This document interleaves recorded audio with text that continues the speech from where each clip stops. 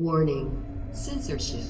Warning, censorship. We have always given you a platform. When we see allegations made, I'm giving you, in all fairness, time to respond to those allegations. And I did. And you keep trying to push the narrative that I'm a denier and trying to push everything. Quote, 6 million Jews were murdered is the biggest lie created in the history. That is. Why would you say that? Because 6 million people did not die in the Holocaust. If 6 million. How many did then? We have no idea of knowing. Front page news back in May. Let me ask you point blank. Did you ever say that? Did you ever say that you wanted to kill any politician? No. You're literally feeding every narrative that they're using to attack me right now, and you're playing into it. So, David, I think I'm going to cut this interview at this, and I don't think I'm going to be talking to Rebel News anymore. Really? Seriously? Yeah. Well, have a nice day, Dave. Okay, well, you know. Bro, if you were trying to give me a chance to refute it, you wouldn't have kept going into all the ways that I was wrong. You think I'm stupid? Like, you're treating me like I'm a idiot, David. Well, and I actually had respect for you until today, and now I don't. How did I say? Well, it's been a frantic few months for anti-lockdown crusader Chris Sky, a man who is either beloved or hated, depending on who you talk to. In any event, there is so much to unpack when it comes to Chris's recent cross-Canada speaking trip. So without further ado, let's get a much-needed update. How are you doing, Chris? I'm fantastic, absolutely. Well, you're looking very healthy. So glad to see you. Now, I think, like I said, there's so much to unpack here. Why don't we begin with the last time I saw you, namely last week, Dominion Day in Ottawa on the lawns of the Supreme Court. There was a kerfuffle that I was unaware of at the time because I was interviewing Maxime Bernier, the leader of the People's Party of Canada, and literally in the background I see in the footage that we captured some scuffling happening. As I understand it, you were supposed to speak at this event, but others had other ideas. What happened that day? Well, their narrative is that I was never invited to speak at the event. I just showed up with my big ego and decided to crash their event and take the speaking spots away from the poor nurses and other people who had speaking spots. And I was this big bad villain, and they're just trying to save everybody from me and try to save the movement from me because I'm going to destroy the whole anti-lockdown movement. Now, when you say they, just they is Randy Hillier, the PPC, all the politicians that are secretly trying to hijack the freedom movement and turn it into a failed and irrelevant political campaign. They don't want me to speak because my message is united non-compliance. It is and always has been. It's the same thing Gandhi used to beat oppressive governments. You simply get the entire population together for a common good cause, and in this case, it's take off your mask, open your business, and that's it. And the pandemic's over, and you don't need a politician for that. You don't need an election for that. And that's exactly why they didn't want me speaking, because they want you to need them. If you don't need them, if you don't give them your money and your support, they don't have a job. They don't even exist. And so they're trying to hijack this freedom movement. No more lockdowns is Randy Hillier's organization. They were throwing the event in conjunction with a place called Liberty Coalition. Kellyanne Wolf contacted them on my behalf to verify that I would be able to speak there after I got notification from my lawyer that I was legally allowed to.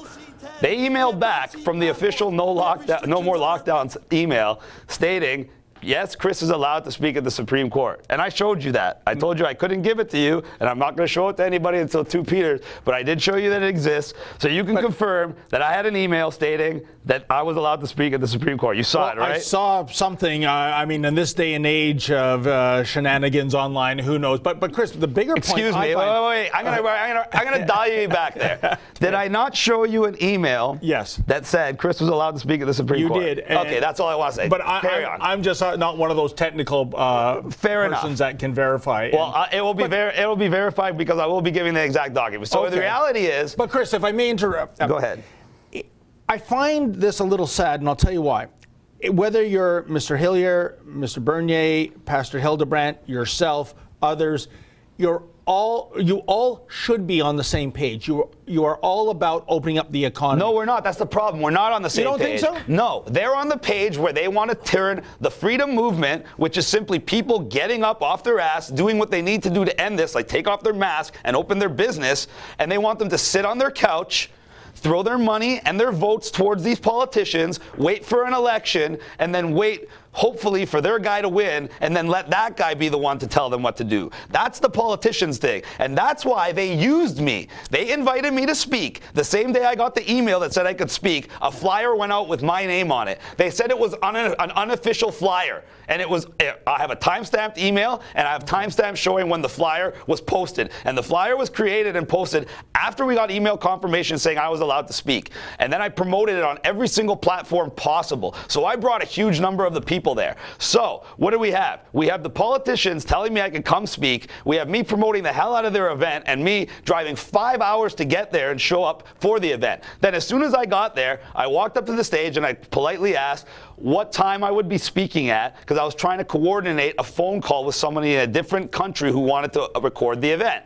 And one of the PPC members went up to me and said, "Oh, well, and I said, "Who's we?" And he declined to tell me who we was. We had an internal risk assessment, and we decided it wasn't in our best interests to allow you to speak. So instead, we're going to give you time at the end to do a shout out, and then you can tell everybody to go to Parliament Hill and you can speak there. Parliament Hill was everyone wearing orange, an anti-candidate event. So obviously I didn't want to speak there. Obviously they knew I didn't want to speak there. So they basically invited me, used me to promote their event, and then set me up to basically be cast aside so they could take my entire support base and transfer it from the freedom movement into their own personal political campaign. And then because I'm who I am, and I fight for freedom, I fight for truth, I fight for justice, I fight for honor, and I'm not going to let anybody take advantage of me, I stood up for myself and said, you guys are the People's Party, right? So why don't we let the people decide if I should be allowed to speak? And I said, let me ask the people. They said no. So the People's Party didn't even want to allow me to ask the people for their opinion. So I said, guess what? Now you don't have a choice. I'm going to take that megaphone. I'm going to walk up on the Supreme Court steps. I'm going to ask the audience if they want me to speak. And when everybody says yes, I'm going to take over your event. And then everyone's going to know you tried to silence me. And that's exactly what I did. Chris, you said it yourself, the E word, ego. As a neutral observer, that's kind of the vibe I'm getting. I think we are witnessing in the anti-lockdown movement perhaps a clash of egos.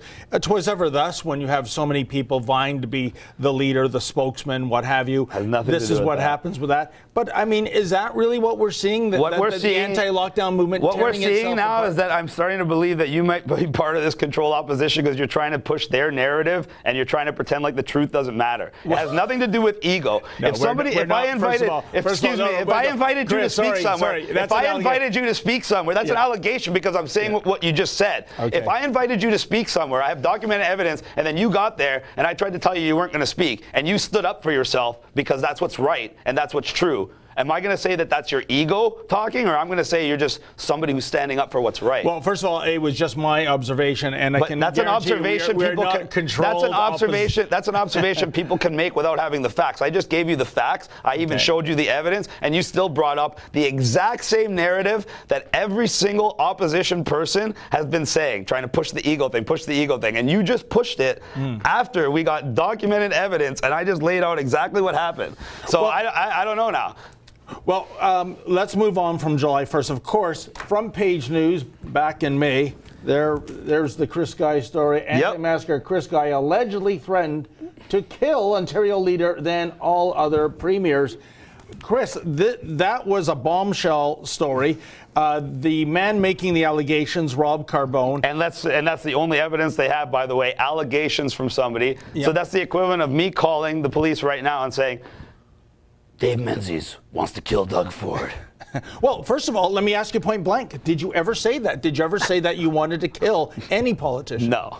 Okay. So now the other part of this is, Rob Carbone, who he and you were buddy-buddy for so many months. I can tell you exactly what happened with Rob Carbone in about 5 seconds and clear everything up. Rob Carbone presented himself as Canada's Donald Trump. He presented himself as someone that had international banking ties. He had me put in contact with banking people around the world. He presented me with these bank bonds that on face value, when checked out, appeared to be real, even when verified by multiple agencies that verify these kind of things. However, when it came down to the actual paperwork for these things, nobody could verify verify the paperwork, so they were obviously fraudulent in some way because they could not be used. That was just part of the problem. Rob lied about virtually everything. He tried to hire a campaign team to register the Republican Party, and after about 5 weeks of working with these people, they came to me and they confessed none of them had been paid $1. Then his website said he hadn't been paid. Then his merch guy told me he hadn't been paid. Then I saw the notification that he hadn't even paid his friggin' rent. This is a supposed billionaire that's going to run the country and save the country, and he scammed multiple people for money.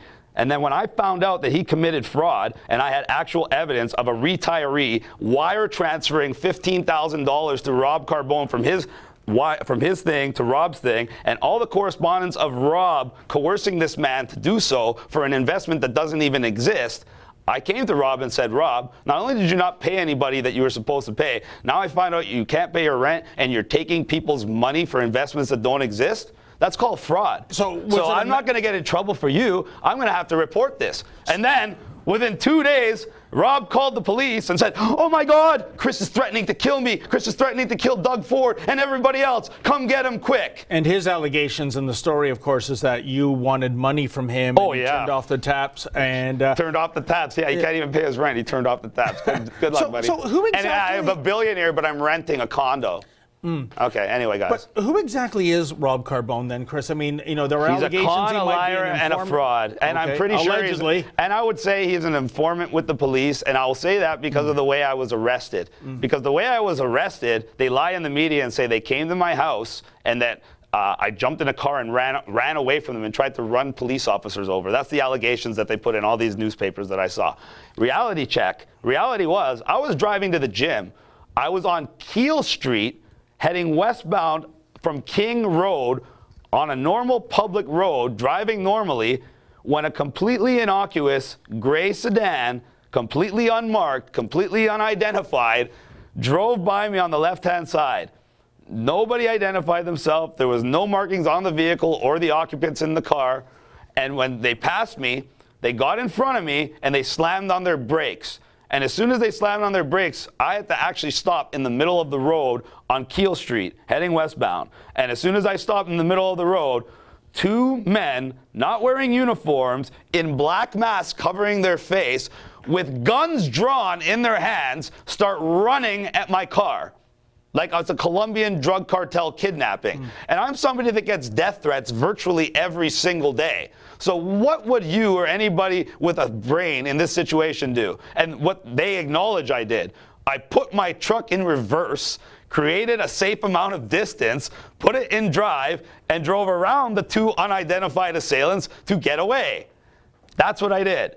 All of a sudden, that got turned into I tried to run over a police officer or assault with a deadly weapon on a police officer. Everything here is politically motivated. It was timed to coincide with I was supposed to leave the next day for a tour and to launch my book in Vancouver. And coincidentally, I get arrested the very night before, and they put all these conditions on me to try to prevent me. I can't drive, I can't fly, I had to be with my bail surety. They got a warrant to go to my house and take all my legally owned firearms, all based on the hearsay of somebody making a phone call to the police and saying I said something. Chris, switching gears again, moving on to the weird world of social media, and I have to bring this up because it's a thing.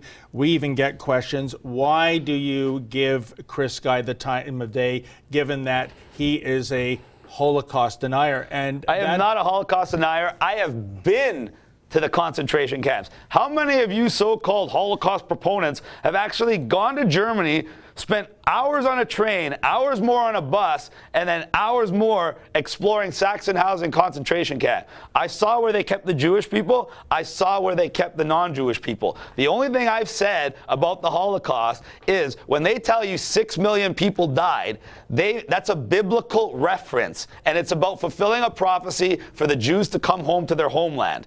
And they've used that reference multiple times in media well before World War II, going back all the way to the early 1900s.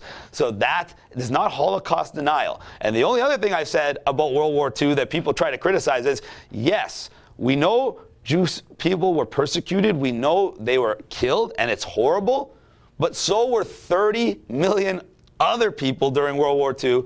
So we need to remember everybody. And when I said we need to remember everybody, they're like, oh my God, you're a Holocaust denier. It's like when someone says all lives matter, and then someone screams, oh, that means you mean black lives don't matter. No, that's not what it means at all. So anyway, that's complete bull. Well, Chris, because the internet is forever, I mean, some of those posts from years ago have been republished. Here's one, quote, 6 million Jews were murdered is the biggest lie created in the history of fake Jew history, end quote. That is, why would you say that? Because 6 million people did not die in the Holocaust. If 6 million... How many did then? We have no idea of knowing. Really? But for them to claim an exact number when it's completely impossible of knowing, it's completely impossible of knowing. And there's lots of different references like the World Almanac that show the population before and after. When Israel was created between 1946 and 1948 with all the stuff that was going on, millions of Jewish people habitated to there. So 6 million people didn't just die, they relocated. So when they say 6 million people, like I said, it's making reference to their biblical prophecy that says once 6 million of us perish, we will get our homeland back. So that's Chris, why they chose the number of 6 million, because it's written in their book. There is no way of knowing how many people died in World War II. For someone to go and say 32 million people died in World War II, that's complete hogwash. So for someone to be able to go and say, especially in concentration camps, that this many people died, a specific number, that's complete hogwash. There's no way of knowing how many people died. Well, do we know they were persecuted? I would dispute 1,000,000%. That's indisputable. Do we know they killed a very large number of people, probably in the millions? Yes. Do we know that they killed 6 million on the dot, or 6 million, that number? No, and nobody can prove that, and that's what I am saying. Well, Chris, have you ever reached out to Yad Vashem, the Holocaust Remembrance Center in Jerusalem, who has done incredible decades worth of research? I mean, I've been there several times. I remember a curator once saying when they had the original number, it was 18 million, and then they wanted to be bulletproof. So they went through the records over and over, and sometimes people were double, triple counted, and they whittled it down to 6 million. Now, if you had an agenda to make the Holocaust look worse, you would have gone with the 18 million figure. Okay, but so have you ever reached out to the experts in the field? Oh, okay. So the experts first said there were 18 million, and then the experts then said there were 6 million. So were they right when they said 18 but they million? wanted to be bulletproof. Oh, so they wanted to. So now, because they said they're really, really sure, that means they're 100%. The first it was 18 million. That's triple the number. Now they're really sure that it was 6 million. Does that mean they're 100% sure? No, but explain the reason. Some people were counted 3 or 4 times. That's wonderful. So does that mean that they missed any more that could have been double counted, or some people that were counted that weren't really dead? Does that mean that the 6 million number that they came up with is 100%? Can you tell me? Can we contact them right now and they're going to say the 6 million number is 100%, or will they say it's an estimation? Will they say it's our best estimate? Well, you know, Chris, it's sad. I asked you a question. Will they say it's 100%, or will they say it's an estimation? When their previous estimation was 18 million. They believe this is the most accurate figure. Okay, they believe, so it's not a figure. Chris, it's something that they're literally making up, like I said, and they're saying this is our best guess. But Chris, a guess is still a guess. A guess is still something you made up. So when you quote me and say you're denying the experts themselves are telling you this is a number that we're making up based on the information we have available. Based on the information we had available, we thought it was 18 million. Now we're guessing it's 6 million. So that's all I'm saying. Guessing, it's doing decades and decades worth of research. That's wonderful. You've gone to some website. You can say whatever you want. Regardless, you admitted that it's their best guess. Well, I didn't say guess. Their best belief, sorry. A belief is still a guess. Well, I think based on decades worth of scholarly research. And now I'm 100% sure that you guys have changed your stripes, because this started about an interview about anti-lockdown, and it turned into let's assassinate the character of Chris Sky and try to make the Jewish community not like him, when I have very high support from the Jewish community, because some of my best friends are Jewish. No, I know exactly what's going on now, David, and now I know why I didn't get contacted by Rebel News for a couple months, and now I also know why you guys got demonetized off of YouTube and you lost all your income, yet somehow you started hiring all these new people, and somehow your station keeps growing. And now when I go on your feeds on Twitter and stuff, it reads more like a mainstream media platform instead of the Rebel News of old. Well, you guys are starting to disappoint me, David. No, Chris, listen, I hope you don't edit this out to make it look, to try to make me look bad. No, Chris, this actually, this attack on me and my organization. It's not an attack, it's just an observation. If I may speak, We have always given you a platform. When we see allegations made, I'm giving you, in all fairness, time to respond to those allegations. And I did. And you keep trying to push the narrative that I'm a denier and trying to push everything. You even tried to push the narrative that it didn't matter that they lied about Ottawa. You tried to pretend like I didn't show you an email. You said, oh, it could have been anything. You're literally feeding every narrative that they're using to attack me right now, and you're playing into it. So, David, I think I'm going to cut this interview at this, and I don't think I'm going to be talking to Rebel News anymore. Really? Have a nice day. Seriously? Yeah. Well, Have a nice day, Dave.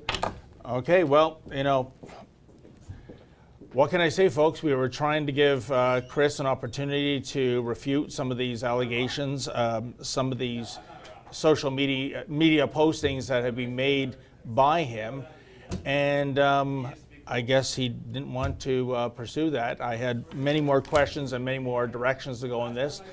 I'm sorry that Chris has taken such a stance as this, but maybe with the passage of time, he will come back. We'll see. Yeah, you guys just got bought out, and now you guys have to do certain things, like try to make you look bad. It's okay, though. Have a nice day. Sorry, you guys probably won't be seeing me anymore, because it's not worth it. I thought it was important to address this because we receive feedback from viewers saying, how do you give a Holocaust denier a platform? And I just wanted to find out what his side of the story was. But I guess I'm off Chris Guy's Christmas card list. It's too bad because I had a lot more questions to ask him. And the thing is, we're not on anyone's team as a journalistic organization. We're kind of like the umpire folks behind home plate. We're calling balls and strikes. And listen, just like a ref calling offside, when you see something that is offside, you got to raise it, especially since it has been raised in the popular media. And he could have had I was giving him an opportunity to refute that, or maybe to have a different opinion on this. But Chris chose to leave. So there you have it. Unfortunate. Especially in concentration camps that this many people... Well, the Nazis were pretty methodical. They did. Oh yeah, I was trying to say that Nazis were great record keepers. I felt that because we are generally sympathetic to him, we would be a good forum for him to say, oh, that thing I wrote years ago, well, I was just a hothead, or I was stupid. But I just watched the tape of you having an argy-bargy with him, and he sort of doubled down, and then he stormed out. What do you make of that whole thing? Yeah, like you, Ezra, I like Chris. He's larger than life. He's almost a cartoon figure. I say that in a good way. He's great on camera. And what the situation we're in is we've had emails. I've had emails personally sent to me saying, how can you give a Holocaust denier a platform? How can you not even have the gonads to address these odious views? And you know what? They're right. First of all, I wanted to find out if he was the author of these posts. He doesn't deny it. Secondly, like you, I was hoping to hear, you know what? I was on a rant. It was late at night and I was inebriated. What have you? But no, he was doubling down on it. And I mean, when you look at the words in his own words, Ezra, 6 million being the biggest lie in the history of fake Jewish history. What does that even mean? Yeah. Who's writing the fake Jewish history? I didn't understand what he was saying about the Jews in their book and 6 million. I don't know what book that is. I mean, I don't read all the Jewish books, but I don't know what that is. You know what I think? Let me tell you what I think happened when you. One of the things I like the best about Chris Sky, and one of the reasons he's been so successful, is he's so stubborn. He does not be pushed back, and that stubbornness, which is probably his, other than his, it's a form of audacity. So just like he won't wear a mask no matter what, just like he won't go to a quarantine hotel no matter what, just like he won't, social distance no matter what, because he has such a sense of personal resolve. When you asked him these questions, and I saw you ask them, you put them in the gentlest way you could put such spicy comments by him. I think that pricked that part of his brain that says, push back, don't give an inch. Yeah, no, I agree. And I mean, there were other comments. We never got to them, of course, because he left. But, you know, comments that could be looked upon as being anti-black, anti-Muslim, anti-gay. Okay. And maybe his opinion has changed, you know, in 4 or 5, 6 years, however old these posts are, Ezra. But, you know, what's important, I think, our role here, we're not cheerleaders. For anybody. We're kind of like the umpire behind home plate. We're calling balls and strikes. If it's a hockey analogy where the linesman's saying onside, offside. And sometimes, you know, I really didn't want to raise this because I like Chris Guy so much.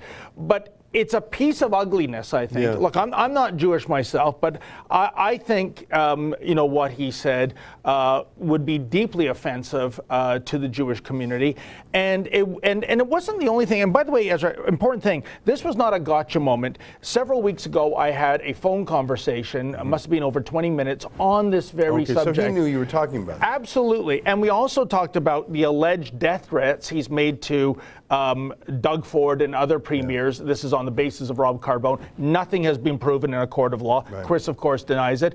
But there were so many things to unpack over the last couple of months. And when he said... This was your first sit down with him in a while. Yeah, I mean, I would have interviewed him in Ottawa, but after his speech, he literally ran for the hills because he thought he was about to be arrested by the Ottawa police. I think one of the reasons why people trust Rebel News so very deeply, and to answer Chris Guy's comment about the money, our funding is 80% crowdfunding. You know that. That's the only way we survive is our trust. That's right. The reason people trust us is because, I mean, Doug Ford sat in this very chair here. Oh, yeah. Doug Ford spoke at our Rebel Live conference a few years ago. People trust us because when Doug Ford goes off course, we criticize him. Jason Kenney and I were very close friends back in the day, but I have to be honest with my viewers and say he's doing things that are very wrong, and I would criticize him if it was Rachel Notley. The reason people trust us, I believe, David, and you in particular, you're very authentic, is because we call it like we see. We follow the facts where they lead. We tell the other side of the story. And I like Chris Guy. I don't like what he said on those social media posts. I think it was stupid. I actually don't think he's a racist in his bones. Maybe he is deep in his heart. I don't know. We gave him a chance to deal with these in a non-gotcha way. You are the friendliest journalist in Canada towards him. There's no two ways about it. Well, you know, and Ezra on the... But let me just close by saying, our job is not to be his cheerleader. Our job is to tell the story, but we're not his...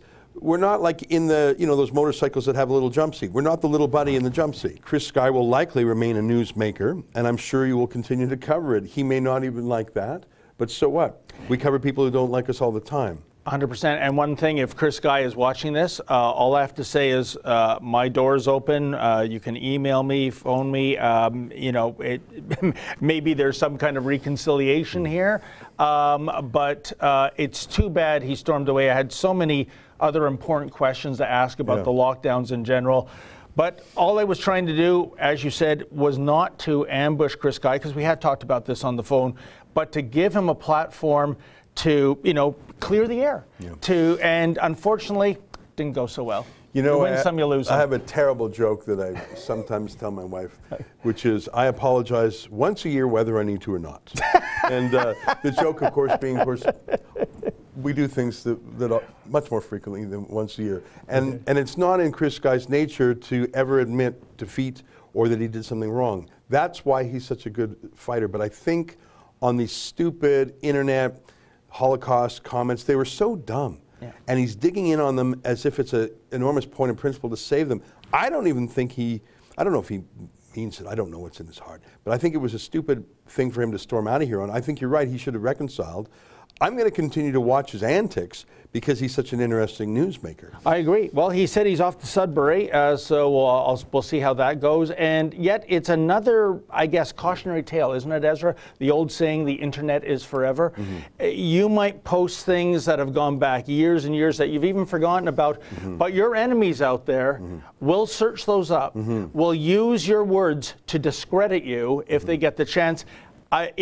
I know how you feel about Twitter. Well, let me close with one thought here, and again, I'm doing too much amateur psychoanalysis. Okay. Why was Chris so mad? It's not because this was an ambush. You've talked to him about it before. Yeah. It's not because you were unfair. You put the questions gently. Partly it's because he's a stubborn guy, which is what we like about him. But I think the reason why Chris Sky stormed out of here is because he deeply loves your reporting and Rebel News, because we have been his most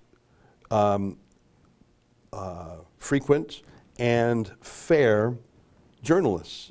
And so I think he feels like he has a breach with us on this issue, and I think that causes him some pain because he has loved the fact that we've reported on him. So in a strange way, you know, the opposite of love isn't, the opposite of love isn't hate. The opposite of love is complete coldness. I actually don't think he's a Jew hater. I just don't think he is. You know, that's good enough for me, and I never called him that No, either. I know you didn't. know. I just don't think he is. Okay. But he just won't say, oh, no, that's a stupid thing. Yeah. What a shame. All right, I'll let go because you're great journalism here. I'll get out of the way. Thank you, Desiree. Okay. Folks, it's only a matter of time before the big tech Silicon Valley giants try to crush Rebel News once and for all. We still want to stay in touch with you, however, and you can maintain that relationship by going to rebelnews.com. That's rebelnews.com. Go there so we can sign you up on different platforms.